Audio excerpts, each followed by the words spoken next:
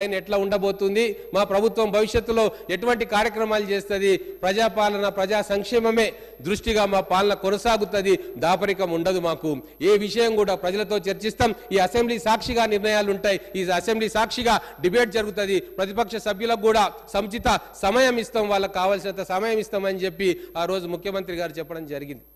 కానీ గతంలో ఏం జరిగింది అధ్యక్ష ఎన్ని వందల దొంగ జీవోలు వచ్చినాయి కుటుంబం కోసం కొన్ని జీవోలు అధికారుల కోసం కొన్ని జీవోలు ప్రజల కోసం కొన్ని జీవోలు ఎవరికి కనబడకుండా మాయమైన కొన్ని జీవోలు ఇట్లా వేల జీవోలు ఆ రోజు ఎవరికి తెలవకుండా ఇచ్చి ఎన్ని వందల ఎకరాల భూమిని హాంఫర్ట్ చేసిండ్రు అనేది కూడా లెక్కలు తేల్చాల్సిన సందర్భం ఇప్పుడు వచ్చిందని తెలియజేసుకుంటా ఉన్నా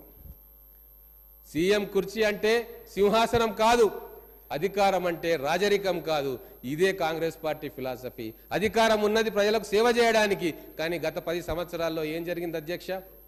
ప్రగతి భవన్లో పాలన జరిగింది రజనీకాంత్ గారు డైలాగ్ ఒకటి ఉంటుంది చాలా మందికి తెలిసే ఉంటుంది పంచ్ డైలాగ్ అప్పుడప్పుడు ప్రతిపక్ష సభ్యులు కూడా కొన్ని పంచ్ డైలాగులు కొడతా ఉంటారు దేవుడు శాసిస్తాడు అరుణాచలం పాటిస్తాడు అక్కడ దేవుడు ప్రగతి భవన్లో శాసిస్తాడు ఇక్కడ అధికారులు మంత్రులు ఎమ్మెల్యేలు ఎంపీలు అందరూ కూడా పాటిస్తారు అందుకే పరిపాలన ఇంత అగమ్య గోచరంగా తయారైంది అందుకే ప్రజలు వాళ్ళని తిరస్కరించిండ్రు అందుకే ఈరోజు ఒక పారదర్శక పరిపాలన ఆర్థిక క్రమశిక్షణతో కూడిన పరిపాలన రావాలని చెప్పి మా ప్రభుత్వం కృషి చేస్తూ ఉంది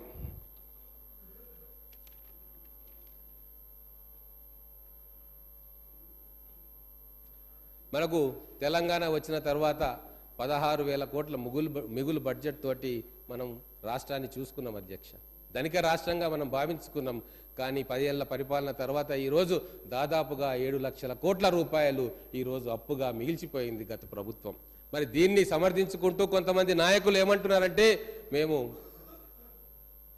ఆస్తులను క్రియేట్ చేసినాము సంపదలను పెంచుకున్నామని చెప్పారు ఏం ఆస్తులు క్రియేట్ చేసినారు అధ్యక్ష 1,00,000 కోట్ల రూపాయలు కాళేశ్వరం ప్రాజెక్టులో పెడితే ఆ మేడిగడ్డ బ్యారేజ్ మునిగిపోతా ఉంది సుందిల్లా అన్నారం పరిస్థితి ఏముందో తెలియదు అవా ఆస్తులు నిలబెట్టేదంటే కాంగ్రెస్ ప్రభుత్వం గతంలో నిలబెట్టింది అధ్యక్ష 60 సంవత్సరాల క్రితం కట్టిన నాగార్జున సాగరము 40 సంవత్సరాల క్రితం కట్టిన శ్రీశైలం ప్రాజెక్టు 30 సంవత్సరాల క్రితం కట్టిన జూరాల ప్రాజెక్టు నిటారుగా నిలబడి కాంగ్రెస్ పార్టీ డెవలప్మెంట్ మోడల్ ఏంది అని చెప్పి ఈరోజు ప్రపంచానికి సగర్వంగా చాటుతుంది అదే మా కాంగ్రెస్ మోడల్ మరి బీఆర్ఎస్ మోడల్ ఏంది అంటే కూలిపోతున్న మేడిగడ్డ శిథిలమవుతున్న పాఠశాలలు బాత్రూంలు టాయిలెట్లు లేని వసతి గృహాలు ఇది బీఆర్ఎస్ పార్టీ మోడల్ అని ప్రజలు నిర్ద్వందంగా తిరస్కరించిన అధ్యక్ష ఇవన్నీ కూడా చాలా చిన్న విషయాలంట గౌరవ మాజీ మంత్రులు కొంతమంది అంటారు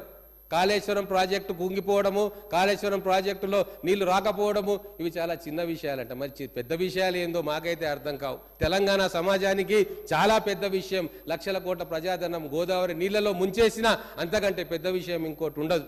మరి మా పాలమూరు ప్రాజెక్టులకు కూడా వస్తాం ఇప్పుడు ఈ మేనిఫెస్టో చూస్తే టీఆర్ఎస్ పార్టీది అన్నీ కూడా ఒక అబద్ధమే ఒక మాట చెప్పాలంటే మా పాలమూరు వాసులకు తెలుసు మా మహబూబ్ నగర్ జిల్లా వాసులకు తెలుసు అబద్ధం అంటే ఎంత అందంగా ఉంటుంది అబద్ధం అంటే ఏంది అని అబద్ధం అంటే దానికి ప్రతిరూపం కేసీఆర్ గారు అని చెప్పి మా పాలమూరు వాసులు అంటారు ఖచ్చితంగా దానికి రుజువులు చూపిస్తా నేను ఈరోజు 2009లో కేసీఆర్ గారు కరీంనగర్ మెదక్ నుంచి వచ్చి పాలమూరులో ఎంపీగా పోటీ చేసిండు మా ప్రాంతం వాడు కాదు మాకు అనుబంధం లేదు అయినా కూడా